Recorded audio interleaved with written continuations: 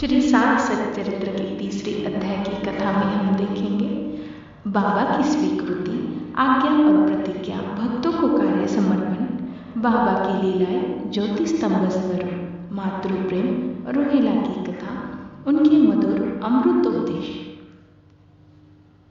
चरित्र लेखन की अनुमति देते हुए बाबा ने कहा, तुम अपना मन स्थिर कर मेरे वचनों में श्रद्धा रखो और निर्भय होकर कर्तव्य का पालन करो। यदि मेरी लीलाएं लिखी गई तो अविद्या का नाश होगा तथा ध्यान व भक्ति पूर्वक श्रवण करने से दैहिक बुद्धि नष्ट होकर भक्ति और प्रेम की तीव्र लहर प्रभावित होगी। जो इन लीलाओं को अधिक गहराई तक खोज करेगा उसे ज्ञान रूपी अमूल्य रत्न की प्राप्ति हो जाएगी। फिर बाबा ने श्यामा की ओर दृष्टिपात करते हुए कहा, जो प्रेम पूर्वक मेरा नाम स्मरण करेगा मैं उसकी समस्त इच्छाएं पूर्ण कर दूंगा। उनकी भक्ति में उत्तरोत्तर वृद्धि होगी। जो मेरे चरित्र और कृत्यों का श्रद्धापूर्वक गायन करेगा उसकी मैं हर प्रकार की सदैव सहायता करूंगा। जो भक्तगण हृदय और प्राणों से मुझे चाहते हैं उन्हें मेरी कथाएं श्रवण कर स्वभावतः प्रसन्नता होगी। विश्वास रखो कि जो कोई मेरी लीलाओं का कीर्तन करेगा उसे परमानंद और चिर संतोष की उपलब्धि हो जाएगी। यह मेरा वैशिष्ट्य है कि जो कोई अनन्य भाव से मेरी शरण आता है, जो श्रद्धा पूर्वक मेरा पूजन, निरंतर स्मरण और मेरा ही ध्यान किया करते हैं, उन्हें मैं मुक्ति प्रदान कर देता हूँ। जो नित्य प्रति मेरा नाम स्मरण और पूजन कर मेरी कथाओं और लीलाओं का प्रेम पूर्वक मनन करते हैं, ऐसे भक्तों में सांसारिक वासनाएं और अज्ञान रूपी प्रवृत्तियां कैसे ठहर सकती हैं? मैं उन्हें मृत्यु से मुख से भी बचा लेता हूँ। मेरी कथाएं श्रवण करने से मुक्ति हो जाएगी। अंत मेरी कथाओं को श्रद्धापूर्वक सुनो और मनन करो। हम सभी भक्तगण ये जानते हैं कि बाबा का चरित्र ज्योति स्तंभ स्वरूप है। जिस तरह समुद्र में अनेक स्थानों पर ज्योति स्तंभ इसलिए बनाए जाते हैं जिससे नाविक चट्टानों और दुर्घटनाओं से बचे और जहाज को कोई भी हानि न हो, इसी तरह श्री साई बाबा का चरित्र ठीक उसी उपयुक्त मात्र है। वह अमृत से भी अति मधुर और सांसारिक पथ को सुगम बनाने वाला है। वह जब कानों के द्वार से हृदय में प्रवेश करता है तब दैहिक बुद्धि नष्ट हो जाती है और हृदय में एकत्रित होने से समस्त कुशंका लोप हो जाती है तथा अहंकार का विनाश हो जाता है। बाबा की विशुद्ध कीर्ति का वर्णन निष्ठापूर्वक श्रवण करने से भक्तों के पाप नष्ट हो जाते हैं। अंततः यह मोक्ष प्राप्ति का भी सरल साधन है। सत्ययुग में जैसे शम तथा दम, तेत्रा में त्याग, द्वापर में पूजन और कलयुग में भगवत कीर्तन ही मोक्ष का साधन है, यह अंतिम साधना चारों वर्णों के लोगों के लिए साध्य भी है।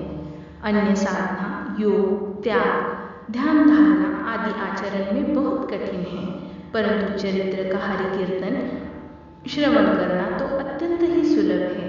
केवल उन पर ध्यान देने की ही आवश्यकता है। कथा श्रवण और कीर्तन से इंद्रियों का स्वाभाविक विषय शक्ति नष्ट हो जाती है और भक्त वासना रहित होकर आत्म साक्षात्कार की ओर अग्रसर हो जाता है। इसीलिए हमें चरित्र का श्रवण करना अत्यंत आवश्यक बताया गया है।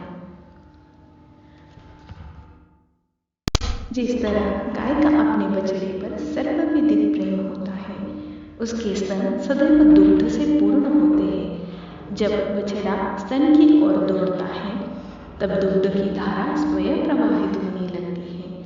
उसी प्रकार माता भी अपने बच्चों की आवश्यकता से पहले ही ध्यान रखा करती है। माता का प्रेम जैसे विचित्र, असाधारण और निस्वार्थ है, उसकी कोई उपमा नहीं है। ठीक उसी प्रकार सद्गुरु का अपने शिष्यों पर प्रेम होता है। श्री साई बाबा ने समस्त प्राणियों पर समान प्रेम किया है। एक समय रोहिला जाति का एक मनुष्य शिरडी में आया। वह ऊंचा, पूरा, सुदृढ़ शरीर का था। बाबा के प्रेम से मुग्ध होकर वह शिरडी में ही रहने लगा। वह आठों प्रहर अपनी ऊंची और कर्कश आवाज में कुरान शरीफ की कलमे पढ़ता और अल्लाह अकबर के नारे लगाता।